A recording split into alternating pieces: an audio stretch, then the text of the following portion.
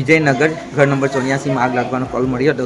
Fire control દ્વારા 3:25 જેવો time હતો અને અમે તરત ઘટના સ્થળે આવીને કામગીરી ચાલુ કરી દીધી. રેસિડેન્સી એરિયામાં આગ આવી હતી.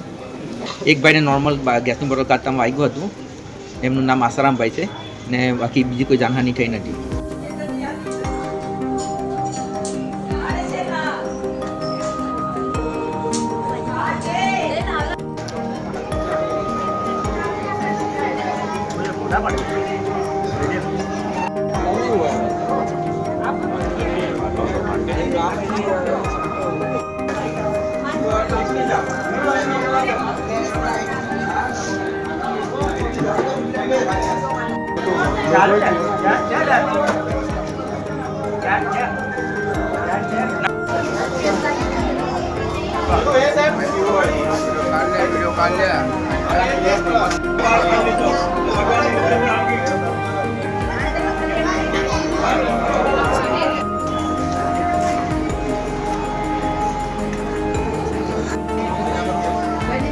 One by.